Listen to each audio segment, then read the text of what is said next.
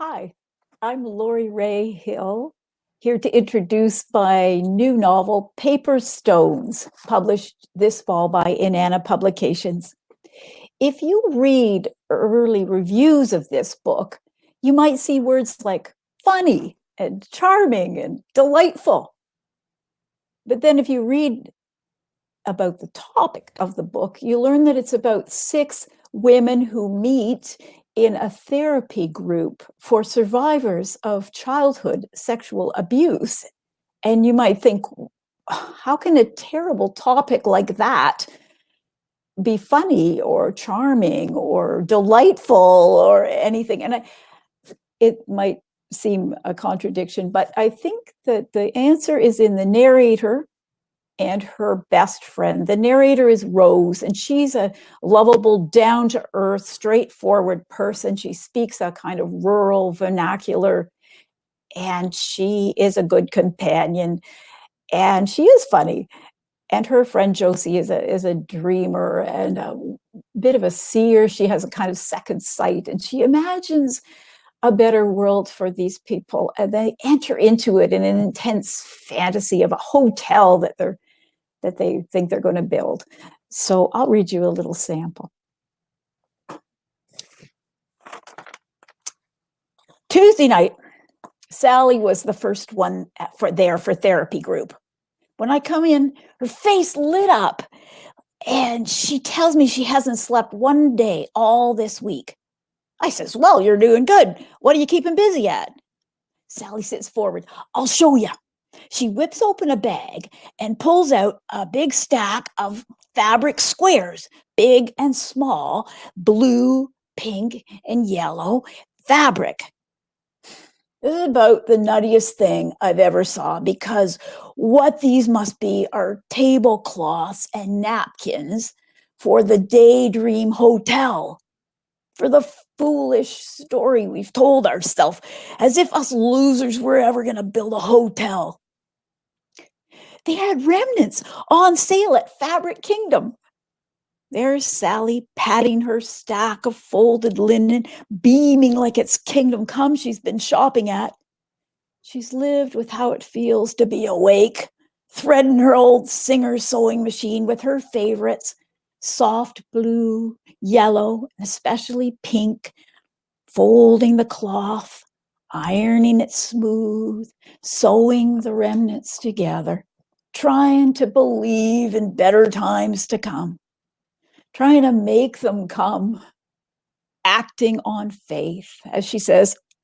She's shining that pretty face of hers at me, anxious to hear what I'll say. And what am I going to say? The obvious, Sally, you're cuckoo. We'll never have tables to put those on. I says, how'd you get the edges so straight? Marg come in and I watched the different looks go over her face. What's this? Oh, geez, poor Sal. Bless her heart. Marg run a piece of the cloth through her fingers. Good weight to it, she says. Tammy come in and we told her what she was looking at. You mean we're really going to do it? Poor dumb Tammy. Josie limps in looking rough, but soon as she sees Sally's project, the sun busts through. She's hopping quick as a squirrel all over that waiting room, spreading out the different colored cloths, trying the napkins on them, yellow ones on the blue tables, blue on the pink. Or we can mix and match. She whisks away a stack of magazines, grabs a bunch of fake flowers off the bookshelf, plunks them in the middle. Can I get you some blueberry pie? We have it made right here in town. I believe, says Marg, I will have it warm with ice cream on the side. The ice cream's going to cost you extra, but you'll agree with me that it's worth your $1. All we serve is this homemade super premium ice cream Guy makes special for the hotel right here in town. 100% free range milk. Sally's flamingo pink and giggling. She's so tickled. I'm laughing. Free range milk. Whoever heard of that? Cows running loose? Tammy's tapping on the other little table where she's sitting. Can we have some service over here? Josie says, wait your turn. If you want to come to a famous hotel for people like us that's wrote up in the paper, you got to expect there'll be others ahead of you. To me, she says, the cows is fenced in, for God's sakes, but they're out in the air. I was laughing, but could I ever see that dining room? Just the way Josie drew it. Wood, glass, stone, lake sparkling out every window, water reflections jiggling all over the ceiling. I thought Sally was not so stupid as brave. Or maybe stupid and brave. Maybe that's what acting on faith is. We heard the therapist, Meredith, coming. We bundled up the cloths in a flash and tucked them back into Sally's bag. It's funny how quick we done that, like we were afraid of getting caught. We filed in, went around the circle, checked on everyone's week.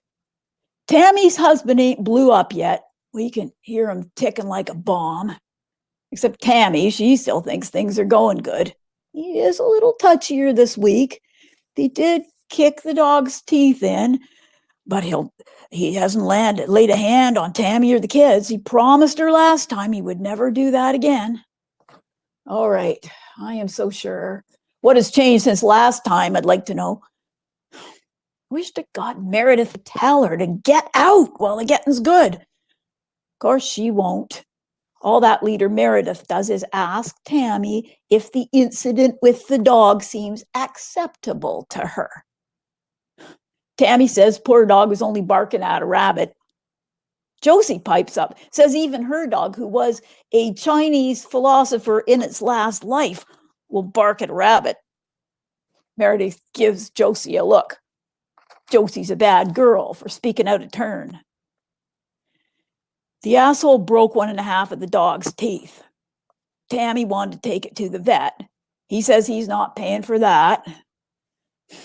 Tammy, she's got a bit of money coming in of her own from a disability pension, but asshole grabs the check every month.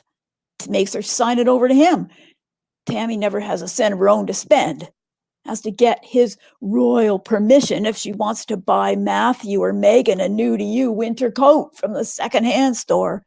I'm so sure he's going to pay for a doggy dentist. Thank you.